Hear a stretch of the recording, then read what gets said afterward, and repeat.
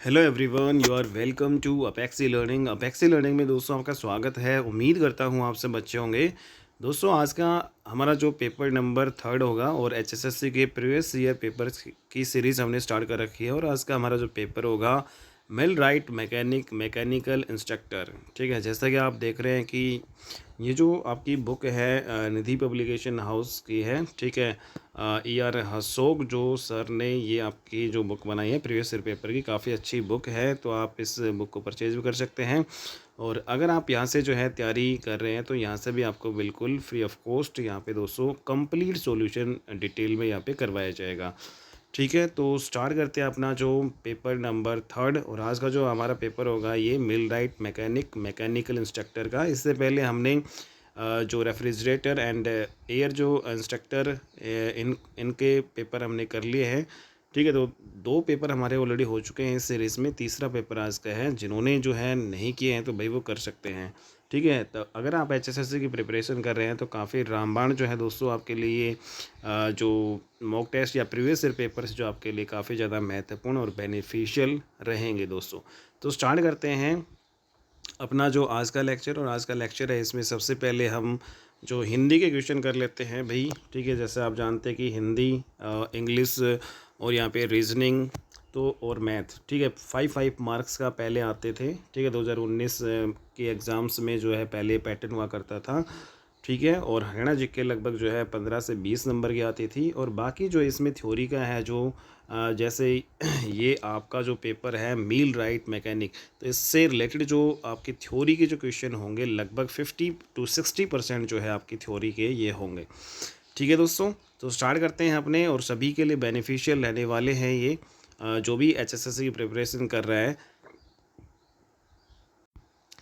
तो दोस्तों जो लेक्चर स्टार्ट करते हैं, अपना पहला क्वेश्चन पर्यायवाची शब्द आपको बताना है अच्छा का। तो अच्छा का बताओ आकांक्षा। आकांक्षा का मतलब होता है दोस्तों इच्छा। ठीक है, तो इच्छा को कहते हैं आकांक्षा। ठीक है, श्रेष्ठ भी नहीं है, श्रेष्ठ अलग चीज़ होती है और अच्छा यहाँ पे अलग है। ठीक है, वल्य इसका नहीं होगा। शोभन, शोभन का मतलब जो शोभा देता है अच्छा। ठीक है, तो शोभन, शोभन इसका राइट आंसर हो जाएगा। नेक्स्ट यहाँ पे विलोम शब्द आपको बताना है सगुण का।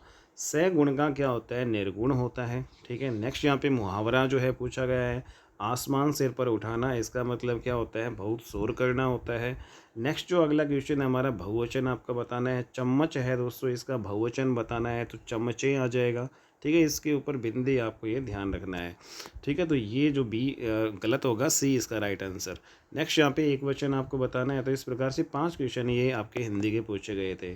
ठीक है, तो रेखांकित जो वर्ड है इसका एक वचन बताना है। ये बहुवचन में है तो बैल, बैले का जो है क्या आ जाएगा? बैल। ठीक है, तो डी इज़ राइट आंसर।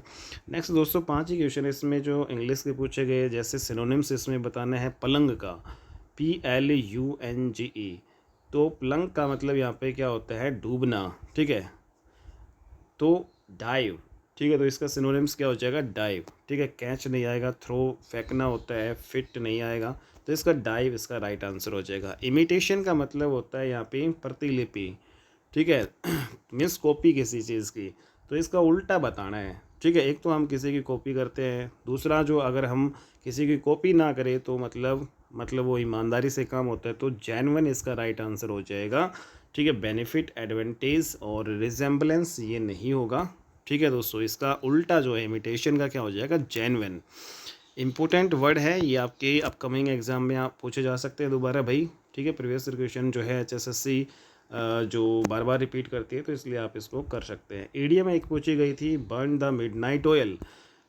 तो दोस्तों बर्न द मिडनाइट ऑयल मतलब देर तक जो है, देर रात तक मेहनत करना। तो इसमें स्टे अवे एंड वर्क या फिर study, study late into the night.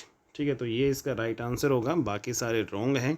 Next यहाँ पे जो मिस्टेक जो है आपको बतानी है, आइडेंटिफाई द करेक्ट सेंटेंस जो है दोस्तों उसको बताना है।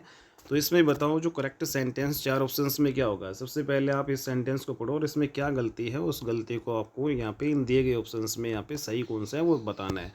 व्हेन आई वोर हर्स जैकेट, सबसे पहले यहाँ पे हर्स जो है आएगा नहीं, व्हेन आई वोर।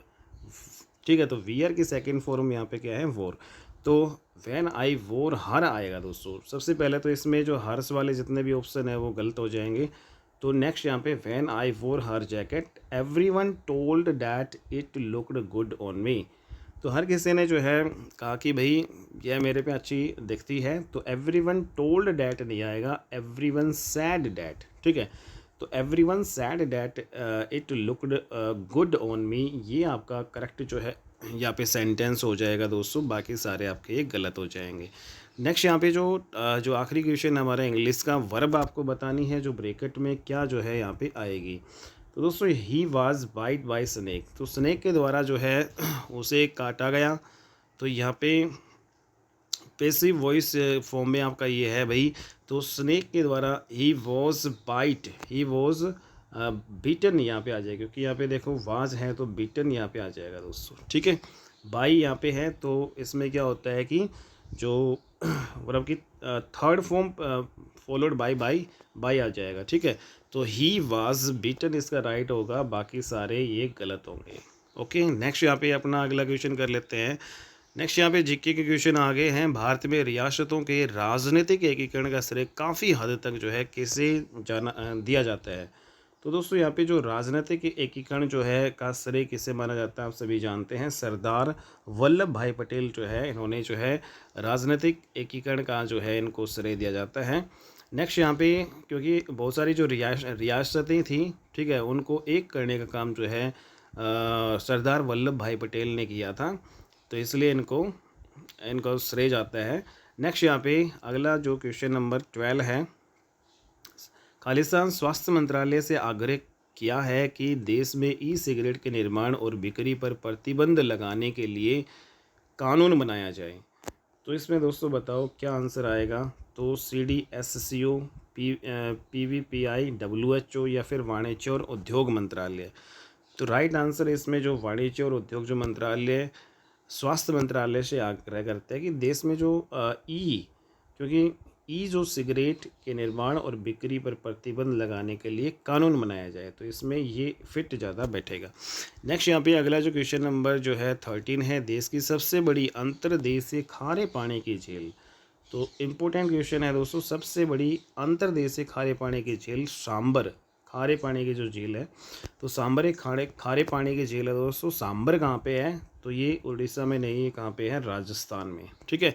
तो सबसे बड़ी अंतर्देशीय खारे पानी की झील, सबसे बड़ी अंतर्देशीय खारे पानी की झील सांबर कहाँ पे है, राजस्थान में। लोकसभा के पीठासीन अधिकारी कौन होता है बताओ भाई। तो वेरी वेरी इंपॉर्टेंट है दोस्तों, लोकसभा के जो है पीठासीन अधिकारी किसे कहा जाता है। तो जो लोकसभा का जो अध्यक्ष होता है, जो स्पीकर होता है, ठीक है, उसी को ही क्या बोला जाता है, लोकसभा का जो स्पीकर या अध्यक्ष जो होता है उसी को ही पीठासीन अधिकारी बोलते हैं। नेक्स्ट यहाँ पे अर्थशास्त्र के लेखक होने का श्रेय किसे दिया जाता है। तो अर्थशास्त्र जो है दोस्तों किसने लिखी थी बताओ भाई। तो चाणक्य ने लिखी थी या चंद्रगुप्त मौर्य ने लिखी थी। तो अर्थशास्त्र की जो रचना जो है चाणक्य कौटिल्य ने की थी। ये वेरी वेरी इंपॉर्टेंट क्वेश्चन है। नेक्स्ट यहाँ पे 1526 में बाबर और इब्राहिम लोदी के बीच में मशहूर जो लड़ाई हुई थी दोस्तों, कहाँ पे हुई थी, पानीपत में। पानीपत का प्रथम युद्ध इसको बोला जाता है, ठीक है। नेक्स्ट यहाँ पे हरियाणा के किस मुख्यमंत्री को भारत का उप प्रधानमंत्री बनाया गया था। तो अपने हरियाणा के एक CM रहे हुए हैं जो पूरे भारत के उप प्रधानमंत्री बने हुए हैं दोस्तों, तो उनका नाम है श्री चौधरी देवीलाल जी। तो वेरी वेरी इंपॉर्टेंट है। नेक्स्ट यहाँ पे अगला जो क्वेश्चन है, मद्य निषेध के संबंध में 1 जुलाई 1996 को अध्यादेश पारित किया गया था और बाद में इसे वापस जो है ले लिया गया था। तो आप सभी जानते हैं कि चौधरी बंसीलाल जो है सरकार ने शराब जो है बंदी यहाँ पे लगाई थी 1 जुलाई 1996 को जो है यहाँ पे लगाई थी, और इसको जो वापस जो कब ले लिया गया था 1 अप्रैल 1998 को, ठीक है। तो पूरे 2 साल यहाँ पे दोस्तों यहाँ पे लगभग रहा था, ठीक है। हालांकि पूरे 2 साल नहीं है, तो 2 साल। तो 1 अप्रैल 1998 को इस अधिनियम को वापस ले लिया गया था, और ये पारित कब किया गया था दोस्तों, शराबबंदी कानून हरियाणा में लागू हुआ था 1 जुलाई 1996 में, और जो इसको बंद वापस कर दिया गया था 1 अप्रैल 1998 is the right answer. Next यहाँ पे 7 अक्टूबर 2019 तक हरियाणा और पंजाब उच्च न्यायालय के वर्तमान मुख्य न्यायाधीश कौन है। तो दोस्तों जब ये इस टाइम जो आपके थे, अभी तो सील लागू हमारे हैं, ठीक है, लेकिन हरियाणा और पंजाब और हरियाणा हाई कोर्ट के जो मुख्य न्यायाधीश सील लागू है। लेकिन जो 7 अक्टूबर 2019 जो है, 2019 में हमारे कौन थे भाई बताओ? तो 2019 में हमारे जो माननीय न्यायमूर्ति रविशंकर झा आपके ये थे। ठीक है। नेक्स्ट यहाँ पे अंतर्राष्ट्रीय योग दिवस कब मनाया जाता है? तो ये आप सभी जानते हो, 21 जून को अंतर्राष्ट्रीय योग दिवस मनाया जाता है। अगला जो है हरियाणा सरकार की आपकी बेटी हमारी बेटी योजना है। तो दोस्तों योजना एक आपकी ज़रूर आती है, ठीक है, एग्ज़ाम में। तो योजनाओं की डिटेल वीडियो भी हम जल्द लेके आएंगे अपने चैनल पे। तो हरियाणा सरकार की आपकी बेटी हमारी बेटी योजना के अंतर्गत वित्तीय सहायता की पात्रता के लिए किसी अनुसूचित जाति अथवा किसी बीपीएल परिवार में जन्मी पहली लड़की का जन्म खालिस्तान या उसके बाद होना चाहिए। तो जब ये आपका था, आपकी बेटी हमारी जो बेटी योजना, तो जो जन्म है लड़की का, पहली लड़की का जन्म जो है कब या उसके बाद होना चाहिए, तो एक डेडलाइन जो बनाई गई, तो इस डेट का यहाँ पे आपको ध्यान रखना है, 22 जनवरी 2015। ठीक है। और दोस्तों आप सभी जानते हो 22 जनवरी 2015 ही ऐसी एक डेट है जो बेटी बचाओ बेटी पढ़ाओ अभियान की जो शुरुआत जो है पानीपत से की गई थी अपने हरियाणा में। ठीक है। तो इसको ध्यान में रखना है आपको। तो श्री नरेंद्र मोदी जी ने इस जो बेटी बचाओ बेटी पढ़ाओ अभियान की शुरुआत की थी 22 जनवरी 2015 को। और इसी जो है डेट को आपकी बेटी हमारी बेटी योजना जो है, इसमें जो लड़की का जो जन्म है 22 जनवरी या 2015 या उसके बाद का आपका होना चाहिए। ठीक है। नेक्स्ट यहाँ पे जो अगला है, टीबी मुक्त हरियाणा मिशन खालिस्तान हरियाणा सरकार international union against tuberculosis and lung disease और केंद्रीय स्वास्थ्य और परिवार कल्याण मंत्रालय भारत सरकार के केंद्रीय टीबी विभाग के बीच एक सहयोगी प्रयास है। तो अपोलो हॉस्पिटल, फोर्टिस हॉस्पिटल के साथ मेदांता द मेडिसिटी या एस्कॉट हॉस्पिटल। तो दोस्तों ये मेदांता जो आपका गुड़गांव में है, मेदांता द मेडिसिटी। तो टीबी मुक्त जो हरियाणा मिशन, तो मेदांता द मेडिसिटी हरियाणा सरकार और international union against tuberculosis and lung disease और केंद्रीय स्वास्थ्य और परिवार कल्याण मंत्रालय भारत सरकार के केंद्रीय टीबी विभाग के बीच में क्या एक सहयोगी प्रयास है। ठीक है। नेक्स्ट यहाँ पे रोहतक के मायना जो है गांव में रहने वाले जो अमित पंघाल हैं, उन्होंने 2018 के एशियाई खेलों में स्वर्ण पदक जीता था। किस खेल से आपके जुड़े हुए हैं? दोस्तों अमित जो पंघाल हैं कहाँ से हैं, सबसे इम्पोर्टेंट बात ये भी है। तो अमित जो पंघाल हमारे रोहतक के मायना जो है गांव से हैं और इन्होंने क्या किया, 2018 में एशियाई खेलों में इन्होंने गोल्ड मेडल जीता। तो एशियन गेम्स में गोल्ड मेडल जीता, तो किस जो है दोस्तों खेल में जीता था ये आपको बताना है। तो इन्होंने जो है दोस्तों बॉक्सिंग में जीता था, ये आपको ध्यान रखना है। अमित पंघाल बॉक्सिंग के खिलाड़ी है रोहतक के मायना से। नेक्स्ट यहाँ पे 15 नवंबर 2019 तक जो हरियाणा राज्य मंत्रिमंडल में बिजली, नई और नवीकरणीय ऊर्जा के कैबिनेट पोर्टफोलियो का संचालन करता है। तो दोस्तों उस टाइम जो है यहाँ पे जो बिजली और नवीकरणीय ऊर्जा मंत्री आपके कौन थे भाई? तो यहाँ पे बिजली मंत्री आपके कौन थे? तो इसका राइट आंसर रणजीत सिंह जो है बिजली जो आपके मंत्री थे। ठीक है। जेल मंत्री भी आपके उस टाइम हुआ करते थे। तो ये आपको ध्यान रखना है। नेक्स्ट यहाँ पे तो अभी कमेंट बॉक्स में बताओ कि जेल मंत्री हमारे हरियाणा के कौन है। नेक्स्ट यहाँ पे अगला है, हर्षवर्धन की जो है जीवनी खालिस्तान द्वारा लिखी गई थी। तो दोस्तों बाण भट्ट जो है उन्होंने हर्षवर्धन की जो है जीवनी लिखी। और जो यहाँ पे संस्कृत भाषा के विद्वान जो है थे ये हर्षवर्धन और बाण भट्ट दोनों। हरियाणा का जो है पहला राष्ट्रीय जो है समाचार पत्र कौन सा है? तो पहला जो है हरियाणा का राष्ट्रीय समाचार पत्र कौन सा है दोस्तों बताओ? तो वेरी वेरी इंपॉर्टेंट क्वेश्चन है। दैनिक जागरण, भास्कर या फिर दैनिक पत्रिका, तो हरिभूमि। तो हरियाणा का पहला राष्ट्रीय समाचार पत्र, तो पहला जो है नेशनल लेवल पे जो समाचार पत्र अपने हरियाणा का था वो कौन सा था? Haribhoomi. Very very important. Kargil cartoon जो जिन्होंने बनाया था, फीचर से जुड़े हुए हरियाणा के एक कार्टूनिस्ट है, उसका क्या नाम है? तो दोस्तों हरियाणा के कार्टूनिस्ट जिन्होंने कारगिल जो है जो युद्ध हुआ था हमारा भारत पाकिस्तान के बीच में, तो इस युद्ध में कार्टूनिस्ट जो है यहाँ पे काम किया इन्होंने। ठीक है। कारगिल कार्टून ये आपकी रचना है इनकी, तो कौन है? तो इसका नाम है शेखर गुरेरा। ठीक है। तो 27 का सी इज़ राइट आंसर। नेक्स्ट यहाँ पे भारत जो है गणराज्य के हिस्से के रूप में हरियाणा एक स्वतंत्र राज्य कब बना था? तो दोस्तों आप सभी जानते हैं कि हरियाणा स्वतंत्र राज्य बना था 1 नवंबर 1966 को बना था। नेक्स्ट यहाँ पे जो अगला जो क्वेश्चन है हमारा, कितने राज्य हरियाणा की सीमा को छूते हैं? तो इम्पोर्टेंट है दोस्तों, राज्य यहाँ पे बताया गया है, ना कि केंद्र शासित प्रदेश यहाँ पे नहीं हमने ऐड किया है। तो हालांकि जो दो हमारे केंद्र शासित प्रदेश जो है हरियाणा को टच करते हैं, चंडीगढ़ और दिल्ली, ठीक है। इसके अलावा जो राज्य पूछा है, तो राज्य कितने राज्य हरियाणा की सीमा को छूते हैं? तो दोस्तों बताओ कितने राज्य हरियाणा की सीमा को छूते हैं? तो 5 राज्य है, ठीक है, 5 राज्य है, जिसमें 5 राज्य कौन से? हिमाचल प्रदेश है, उत्तराखंड है, ठीक है, यूपी है, पंजाब है और राजस्थान है। नेक्स्ट यहाँ पे जो हरियाणा से गुजरने वाली अरावली पर्वत श्रृंखला का दक्षिणी छोर किस राज्य में समाप्त होता है? तो हरियाणा से गुजरने वाली जो अरावली जो रेंज है, ठीक है, इसका जो दक्षिणी छोर की बात करेंगे तो किस राज्य में समाप्त होता है? तो दक्षिणी छोर जो है दोस्तों आप सभी जानते हैं वो किस में समाप्त होता है? इसका दक्षिणी छोर राजस्थान में, ठीक है। तो यूपी, झारखंड, गुजरात ये आपका नहीं आएगा, राजस्थान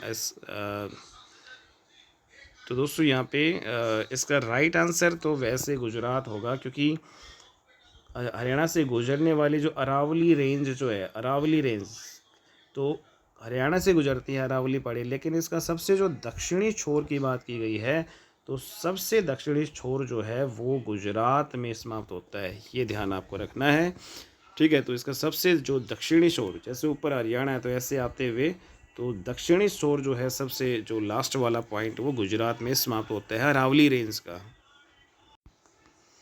ठीक है दोस्तों। नेक्स्ट क्वेश्चन है, प्रसिद्ध वार्षिक कपाल मोचन मेला या मेला हरियाणा जो है राज्य के किस ज़िले में आयोजित किया जाता है? तो दोस्तों आप सभी जानते हैं कपाल मोचन का जो मेला है वो आपका यमुनानगर जो है ज़िले में आपका लगता है। यमुनानगर के जगाधरी में कपाल मोचन का मेला आपका प्रसिद्ध भरता है, तो इम्पोर्टेंट है। नेक्स्ट यहाँ पे अनंगपुर जो बांध हरियाणा के किस राज्य में है? तो बताओ भाई, अनंगपुर जो बांध है दोस्तों कहाँ पे है? तो ये आपका फरीदाबाद में पड़ता है, ठीक है। अनंगपुर बांध कहाँ पे पड़ता है? फरीदाबाद में। नेक्स्ट यहाँ पे जो है कुछ झीलें हैं और ये बताना है कि वो कहाँ कहाँ पे स्थित है। तो सूरजकुंड जो झील है दोस्तों कहाँ पे है? सूरजकुंड जो झील है वो आपकी फरीदाबाद में है, ठीक है।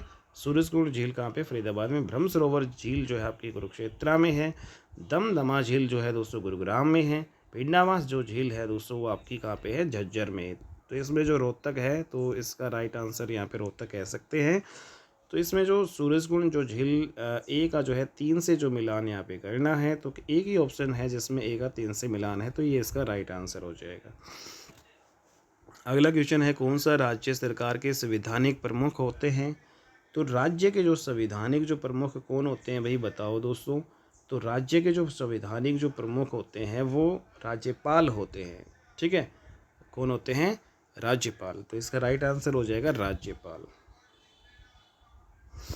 अगला जो क्वेश्चन है, हरियाणा के वर्तमान राज्यपाल कौन है? हालांकि दोस्तों हरियाणा के वर्तमान जो राज्यपाल है बंडारू दत्तात्रेय हैं, अभी प्रेजेंट में 2025 की बात करें, लेकिन जब ये एग्ज़ाम पूछा गया था तो उस टाइम जो आपके हमारे सत्यदेव नारायण आर्य हमारे ये थे, ठीक है। नेक्स्ट यहाँ पे खालिस्तान एक फ़ाइल को CD रोम में कॉपी करने की प्रक्रिया क्या है? तो एक फ़ाइल को CD रोम में जो कॉपी जब हम करते हैं तो उसको क्या कहते हैं? बर्निंग, जिपिंग, रीडिंग या डिलीटिंग? तो जब हम CD रोम में किसी फ़ाइल को जो कॉपी करते हैं तो इसका मतलब क्या हुआ? उसको क्या कहा जाता है दोस्तों? बर्निंग, ठीक है, इम्पोर्टेंट है बर्निंग। नेक्स्ट, हरियाणा के किस ज़िले को धान का कटोरा कहा जाता है? तो दोस्तों धान का जो कटोरा है वो करनाल को कहा जाता है, ठीक है। नेक्स्ट यहाँ पे हरियाणा में एटलस साइकिल का निर्माण कहाँ पे होता है? तो दोस्तों एटलस साइकिल जो है हमारी सोनीपत में आपकी बनती थी। हालांकि अब जो एटलस साइकिल का जो कारखाना है वो बंद हो चुका है। पहले ये जो है आपका कहाँ पे बनती थी? सोनीपत में बनती थी, ठीक है। नेक्स्ट यहाँ पे जो अगला क्वेश्चन है हमारा 39 का, बाटा जो जूता जो कारखाना जो है दोस्तों कहाँ पे है? तो जो बाटा जूता जो कारखाना है वो कहाँ पे दोस्तों? फरीदाबाद में, ठीक है, फरीदाबाद में बाटा जूता। नेक्स्ट यहाँ पे जो रीजनिंग का आ गया, मधुमक्खी, ततैया, तितली और चींटी, इसमें जो ओड है, असंगत है, उसका चयन आपको करना है, ठीक है। तो बताओ दोस्तों इसका जो ओड इसमें क्या रहेगा? तो इसमें ओड जो चींटी रहेगा, बाकी सारे क्योंकि जो उड़ने वाले हैं जैसे मधुमक्खी उड़ सकती है, ततैया भी, तितली भी, लेकिन चींटी उड़ नहीं सकती, तो चींटी इसमें उड़ हो जाएगा। समानता ढूंढना है यहाँ पे बी जी डी और ए एफ सी। तो इसमें दोस्तों यहाँ पे अगर हम बात करें तो एक यहाँ पे कम हो रहा है, 7 में से एक गया, 6 आ गया, डी 4 में से एक गया, सी 3 आ गया। तो एक एक कम करके यहाँ पे लिखा गया है। तो ऐसे ही एन का मतलब क्या होता है 14, क्यू मतलब होता है 17, एस का मतलब होता है 19। एक एक कम करेंगे तो 13, 16 और 18 आएगा। और 13 का मतलब क्या होता है, 13 का मतलब होता है एम पी आ जाएगा, और 18 मतलब आर। तो इसमें जो राइट आंसर जो एम पी आर डी इसका राइट आंसर हो जाएगा। नेक्स्ट यहाँ पे हमारा अगला जो क्वेश्चन है दोस्तों, जो लुप्त संख्या आपको बताना है, रीजनिंग का ही आपका ये क्वेश्चन है। तो बताओ भाई लुप्त संख्या यहाँ पे क्या होने वाली है। तो इसमें जैसा कि आप देख रहे हैं कि -5 से जब हम 5 के ऊपर पहुँचेंगे तो कितना गैप है दोस्तों, -5 से पहले 0 आएंगे तो 5 का गैप ये है, फिर आगे 5 का होगा, टोटल कुल मिला के 10 का गैप होगा। तो 10 के गैप पे ये है, 5 से 10, 5 में 10 जोड़ेंगे 15, में 10 जोड़ेंगे 25 और 10 जोड़ेंगे तो 35 इसका राइट आंसर हो जाएगा। ठीक है। नेक्स्ट यहाँ पे एक कोड भाषा में पुरुष को 1 2 3 4 लिखा जाता है और सर्ब को जो है 3 4 5 2 6 लिखा जाता है। तो ब्रुस को यहाँ पे क्या लिखा जाएगा बताओ। तो यहाँ पे दोस्तों सिंपल सा जो क्वेश्चन यहाँ पे है, जैसे यहाँ पे पुश की बात करेंगे, पी को 1 लिख रहा है, यू को 2 लिख रहा है, एस को 3 लिख रहा है और एच को 4 लिख रहा है। जैसे यहाँ पे एच 4 है तो यहाँ पे इसमें भी देखो एस सर्ब जो है में एच जो है, एच को यहाँ पे क्या लिख रहा है 4 लिख रहा है। तो जो जिसके बराबर में जो है तो वही करना है। जैसे ब्रुस है तो बी का कोड यहाँ पे है लास्ट में, तो यहाँ पे क्या है दोस्तों, बी का कोड क्या है लास्ट में 6 है। तो किसी भी ऑप्शन में जो है 6 नहीं है स्टार्टिंग में, तो केवल एक ही ऑप्शन में है। तो इसका राइट आंसर जो है आपका ए हो जाएगा। ठीक है दोस्तों। नेक्स्ट यहाँ पे जो अगला जो क्वेश्चन हम करते हैं 44 का एक्स का मान निकालना है। तो सिंपल सा है। तो सबसे पहले जो है जो यहाँ पे देखो ब्रैकेट में है तो मल्टीप्लाई हम कर लेंगे, 7 को एक्स से करेंगे तो 7x आएगा, फिर -7 को 2 से करेंगे तो 14, फिर -8, 8 को 4 से करेंगे 8 चौक 32 और माइनस जो है कि गुणा करेंगे दोस्तों प्लस हो जाएगा और 8 या 24x ये आ जाएगा और इक्वल टू 47 आपका ये दिया गया है। तो यहाँ पे दोस्तों x वालों को जोड़ेंगे तो कितना आएगा, 7 और 4 11, 31x यहाँ पे हमारा हो चुका है। ठीक है। और यहाँ पे दोस्तों ये कितने बन गए, ये आपके बन गए 6 और यहाँ पे 4, 46 बन गए और 47 इधर है। अगर ये 40 भी उधर जाए तो 46 प्लस का हो जाएगा दूसरी साइड जाके, तो 31x बराबर आपका कितना हो जाएगा, 6 6 12 और 1 13, 4 4 8 और 1 9। ठीक है। तो 31 या 93 होता है तो 3 इसका राइट आंसर हो जाएगा। ठीक है। तो 3 इसका राइट आंसर होने वाला है। नेक्स्ट यहाँ पे जो प्रोबेबिलिटी का क्वेश्चन यहाँ पे पूछा गया है, 2 घटना ए और बी पर विचार करें, कौन सा जो है अंकन पी ए और बी को दर्शाता है। तो दोस्तों यहाँ पे ए और बी मतलब जो दोनों में कॉमन होता है उसको दर्शाता है, इंटरसेक्शन वाला आपका ये आ जाएगा। ठीक है। तो ए और बी का मतलब यहाँ पे क्या हो जाएगा, इंटरसेक्शन वाला आपका आ जाएगा A intersection, probability of A intersection B is the right answer. Next यहाँ पे है एक स्टेडियम में 500 दर्शक है और 65% पुरुष है, 35% महिलाएं हैं, तो स्टेडियम में पुरुषों की संख्या कितनी है। ठीक है दोस्तों। 65% जो पुरुष है और 35% महिलाएं हैं, तो स्टेडियम में पुरुषों की संख्या कितनी है। तो 500 जो है का 65% निकालेंगे क्योंकि 65% पुरुष है, परसेंटेज को उठाएंगे नीचे 100, केवल 5 से मल्टीप्लाई करना है, 5 5 25 हो गया, 5 6 30 और 2 32, तो 325 जो है उसमें क्या है पुरुष है। तो पुरुषों की संख्या यहाँ पे पूछी है तो इसका राइट आंसर ए हो जाएगा। अगला जो है अर्जुन ने 63 रुपये की दर से 2000 टोपियाँ खरीदी है और उन्हें 87 रुपये की दर से वो बेचता है। ठीक है दोस्तों। तो उसे लाभ हुआ या नुकसान ये आपको बताना है। तो दोस्तों देखो 63 रुपये की दर से मतलब एक टोपी 63 रुपये की दर से 2000 टोपियाँ खरीदता है। ठीक है। तो एक टोपी है एक जो टोपी है 63 रुपये की खरीदता है तो 2000 कितने की हो जाएगी दोस्तों।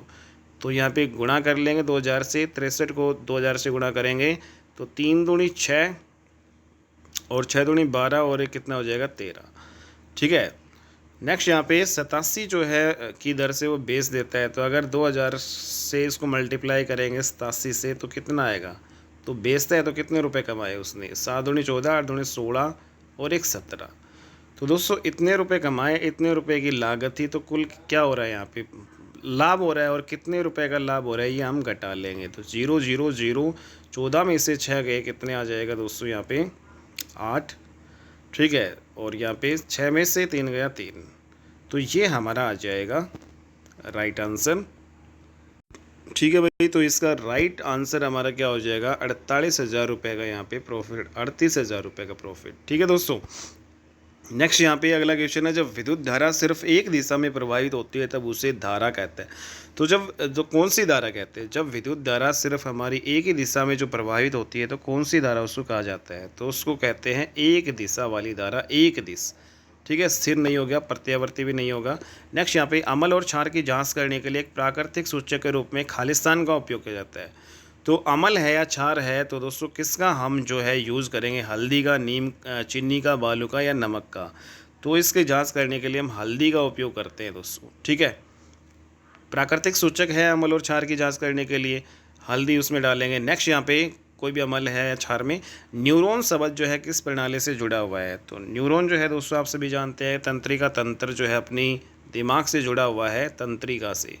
नेक्स्ट यहाँ पे जो है ऊपर दर्शाई गई फाइल का उपयोग नुकीले कोने व कोणों की सज्जा के लिए किया जाता है। नीचे दिए गए विकल्पों में से फाइल की पहचान करनी है। तो कौन सी फाइल आपकी ये है जो नुकीले कोने व कोणों की सज्जा के लिए किया जाता है, तो दोस्तों इसका राइट आंसर होने वाला है त्रिवर्गी, ठीक है। गोलाकार नहीं होगा इसमें, तो त्रिवर्गी आपका आ जाएगा, त्रिवर्गी। अगला जो क्वेश्चन है नंबर जो है 52, हेक्सा ब्लेड जो आपकी होती है, ठीक है। तो हेक्सा जो ब्लेड है उसमें दंत रिक्ति ब्लेड की पिच द्वारा निर्दिष्ट की जाती है। इनमें से कौन सी पिच हेक्सा ब्लेड से संबंधित नहीं है। तो हेक्सा ब्लेड की यहाँ पे मेजरमेंट यहाँ पे अगर हम बात करें तो इसका राइट आंसर बताओ यहाँ पे कौन सा होगा जो नहीं है। तो 0.5 mm की होती है, 1 mm की होती है, 1.25 mm की होती है, 0.75 mm की आपकी नहीं होती है, ठीक है, ये ध्यान रखना है। अगला जो है किस रिवेटेड जोड़ में रिवेट की पंक्तियां एक दूसरे के सामने सीधी कतार में होती है, तो तिरछी, श्रृंखला, डायमंड, दोहरे। तो इसका राइट आंसर होगा दोस्तों श्रृंखला, ठीक है। तो श्रृंखला जो है रिवेटेड जोड़ में रिवेट की पंक्तियां एक दूसरे के सामने सीधी कतार में आपकी होती है। बेल्ट चलित लेथ को शक्ति देने के लिए किसका इस्तेमाल किया जाता है, तो बताइए दोस्तों इसका राइट आंसर आपका क्या होगा, ओवरहेड लाइन सॉफ्ट का। तो बेल्ट चलित लेथ को शक्ति देने के लिए ओवरहेड लाइन सॉफ्ट का इस्तेमाल किया जाता है। लेथ में कटिंग स्पीड का सूत्र क्या होता है, तो लेथ में कटिंग स्पीड का जो सूत्र क्या होता है दोस्तों, तो ये V = πdn divided by 100 metre per minute, ठीक है। तो V = dπn divided by 100 metre per minute length में कटिंग स्पीड का सूत्र आपका ये होता है। अगला क्वेश्चन है 3, जो यूनिवर्सल लेथ चक का दूसरा नाम क्या है, तो इसका राइट आंसर क्या होगा दोस्तों बताओ। तो इसका राइट आंसर होगा हमारा स्वकेंद्रित चक, ठीक है। तो 3 जा यूनिवर्सल लेथ चक्कर का दूसरा नाम क्या है, स्वकेंद्रित चक। नेक्स्ट यहाँ पे जो फिगर दी गई है इसमें मिलिंग कटर को दर्शाया गया है। तो प्लेन कटर, टी स्टोल, फार्म कटर या फिर साइड मिलिंग। तो इसका राइट आंसर होगा फार्म कटर, ये फार्म कटर आपका हो जाएगा, ठीक है। नेक्स्ट यहाँ पे मिलिंग मशीन में कौन सा मापदंड मशीन की कार्य दक्षता व धातु हटाने की दर को निर्धारित करता है। तो मिलिंग मशीन में जो कौन सा मापदंड मशीन की कार्य दक्षता व धातु हटाने की दर को निर्धारित करता है, तो इसका राइट आंसर क्या होगा दोस्तों, तो ये आपका फीड हो जाएगा, फीड का व्यास नहीं होगा, ठीक है, फीड हो जाएगा। नेक्स्ट यहाँ पे 36 मिलिंग मशीन के कौन से भाग में विद्युत प्रेषण इकाई होती है जो कुंज को घूर्णन की अवस्था में लाता है, तो इसका राइट आंसर आपका क्या होगा, स्तंभ, ठीक है, आधार नहीं होगा, कब्जा या काठी, तो स्तंभ जो आपका होगा, ठीक है, स्तंभ। तो क्षितिज मिलिंग मशीन के जो है आपका स्तंभ भाग में विद्युत प्रेषण इकाई होती है और जो कुंज को घूर्णन की अवस्था में लाता है। कटिंग स्ट्रोक के आधार पर शेपिंग मशीन इसके प्रकार क्या होते हैं? तो भाई बताओ, कटिंग स्ट्रोक के आधार पर शेपिंग जो मशीन के प्रकार क्या होते हैं? तो ये आपका बढ़ाव और खिंचाव प्रकार का आपका ये होता है। ठीक है, क्षैतिज लंबवत नहीं होता, बढ़ाव और खिंचाव। नेक्स्ट यहाँ पे एक पर रूपी शेपिंग मशीन में रैम गति की संख्या कितनी होगी? तो एक पर रूपी शेपिंग मशीन में रैम गति की जो संख्या होती है वो 3 होती है। कौन सी प्रक्रिया धातुओं को काटने के लिए अपघर्षी औजारों को काम में लाती है? तो धातु को काटने के लिए अपघर्षी औजारों को जो काम में लाती है, उसका राइट आंसर कौन सा हो जाएगा? घर्षण की प्रक्रिया। तो घर्षण प्रक्रिया है वो धातु को काटने के लिए अपघर्षी औजारों को काम में लाती है। नेक्स्ट यहाँ पे दिए गए अपघर्षकों में से कौन सा कृत्रिम अपघर्षक है? तो जो कृत्रिम जो है, जो मैनमेड जो अपघर्षक है वो कौन सा है? तो इसका राइट आंसर होगा सिलिकॉन कार्बाइड। Silicon carbide. बाकी नेचुरल है, बलुआ पत्थर, अमेरजी और कोरेंडम। ठीक है, सिलिकॉन कार्बाइड एक कृत्रिम अपघर्षक है। नेक्स्ट, सभी आकार की धातुओं का घर्षण करने के लिए इस्तेमाल किया जाने वाला सबसे आम घर्षण चक्कर कौन सा होता है? तो इसका राइट आंसर होगा दोस्तों कुंडल चक्कर। ठीक है, कुंडल चक्कर is the right answer. Next यहाँ पे जो अगला क्वेश्चन है 65 का, यदि किसी कुटित वस्तु पर कुटी हुई वस्तु पर हथौड़े से दबाव लगाया जाता है तो उस गठन की क्रिया को जो है क्या कहा जाता है? तो उसको स्मिथ फोर्जिंग कहा जाता है। ठीक है, स्मिथ फोर्जिंग, हैमर फोर्जिंग नहीं, स्मिथ फोर्जिंग उसको कहा जाता है। नेक्स्ट यहाँ पे किस फोर्जिंग को डाई फोर्जिंग भी कहा जाता है? तो डाई फोर्जिंग किसे कहा जाता है दोस्तों? Drop forging. जो ड्रॉप फोर्जिंग होता है उसको डाई फोर्जिंग भी कहा जाता है। किस तापानुशीलन प्रक्रिया में कार्बाइड के वर्तालुकार आकृतियाँ बनती है व कार्बन टूल इस्तेमाल के लिए उपयोग लिया जाता है? तो इसका राइट आंसर क्या होगा दोस्तों? सफेरोइड डिसिंग। ठीक है, तो ये आ जाएगा इसका। तो जो आपकी जो ये प्रक्रिया है एक, जो जिसमें कार्बाइड के वर्तालुकार आकृतियाँ बनती हैं और कार्बन टूल इस्पात के लिए इसमें उपयोग में लाया जाता है। किस तापानुशीलन प्रक्रिया में धातुओं को ऑक्सीकरण से बचाने के लिए सीलबंद डब्बे में पकाया जाता है? तो धातुओं को ऑक्सीकरण से बचाने के लिए सीलबंद जो है डिब्बे में जो है दोस्तों यहाँ पे पकाया जाता है। तो इसका राइट आंसर क्या होगा? स्याह। ठीक है, तो स्याह एक तापानुशीलन जो प्रक्रिया है जिसमें क्या होता है कि धातुओं को ऑक्सीकरण से बचाने के लिए सीलबंद डब्बे जो है उसमें पकाया जाता है। ठीक है, नेक्स्ट, जो इस प्रक्रिया में पहले इस्पात को पहले इस्पात को क्रिटिकल रेंज से ज़्यादा गर्म किया जाता है और फिर नमक में डालकर ठंडा किया जाता है। तो कौन सी प्रक्रिया है जिसमें क्रिटिकल रेंज से ज़्यादा गर्म किया जाता है और फिर उसको नमक में डालकर ठंडा किया जाता है? तो उस प्रोसेस को क्या कहा जाता है? तो इसका राइट आंसर होगा मार्टेम्परण। ठीक है, तो मार्टेम्परण उसको कहा जाता है। नेक्स्ट, किस प्रकार का दबाव वेल्डिंग प्रक्रिया में काम नहीं लाया जाता? तो दोस्तों, वेल्डिंग जो प्रक्रिया में अंतरीय जो दबाव है वो काम में नहीं लाया जाता। बाकी जलीय है, यांत्रिक और लचीले तीनों लाए जाते हैं, लेकिन जो अंतरीय जो है दबाव वेल्डिंग प्रक्रिया में काम नहीं लाया जाता। नेक्स्ट, सम व सदृश झाल प्राप्त करने के लिए किस वेल्डिंग प्रक्रिया का इस्तेमाल किया जाता है? वह उसे उच्च स्तरीय कार्यों के लिए काम में लिया जाता है। तो इसका राइट आंसर होगा दोस्तों परमाणु हाइड्रोजन। ठीक है, तो परमाणु हाइड्रोजन प्रक्रिया जो है इसका इस्तेमाल किया जाता है सम व सदृश झाल प्राप्त करने के लिए।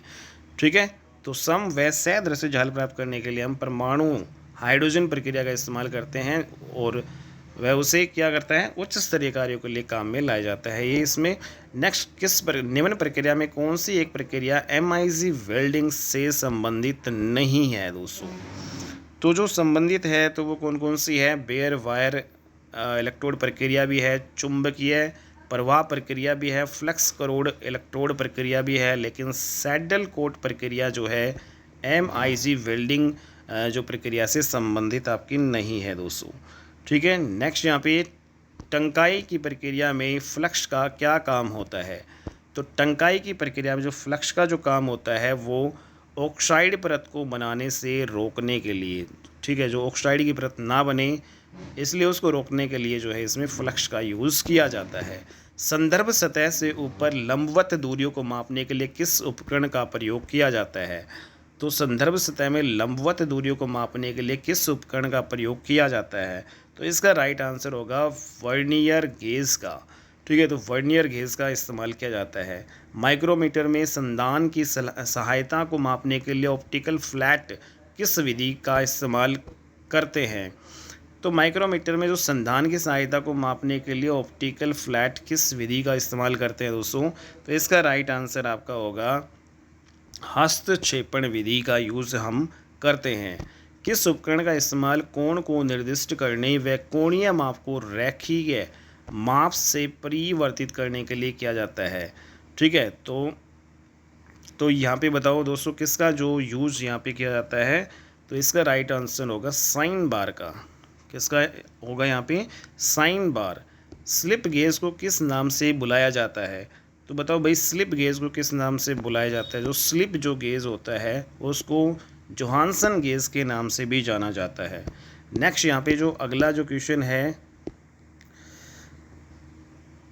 बेवेल कोण मापन से किस प्रकार के मापन किए जाते हैं? तो भाई बताओ किस प्रकार के मापन किए जाते हैं? तो इसका जो राइट आंसर दोस्तों यहाँ पे हमारा होगा, इसका राइट आंसर आपका होगा बी। ठीक है, कोणीय।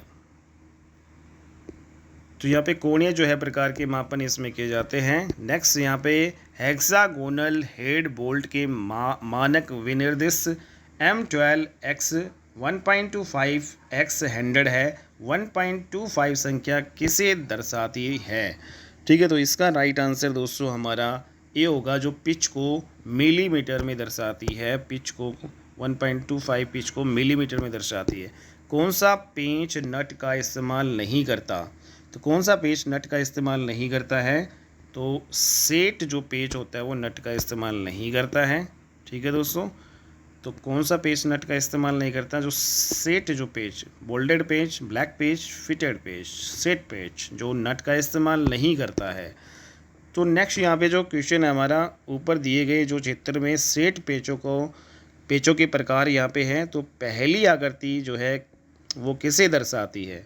तो भाई बताओ दोस्तों, तो पहली आकृति किसे दर्शाती है इसमें?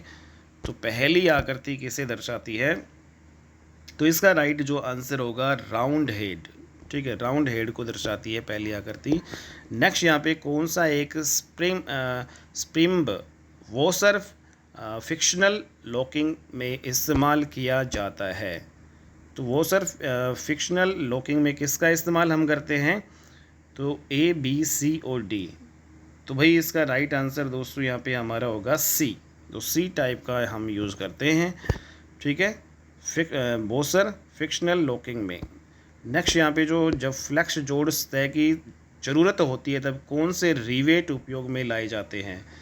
तो भाई बताओ, इसका राइट आंसर हमारा होने वाला है काउंटर शंक हेड रिवेट। ठीक है, काउंटर शंक हेड रिवेट।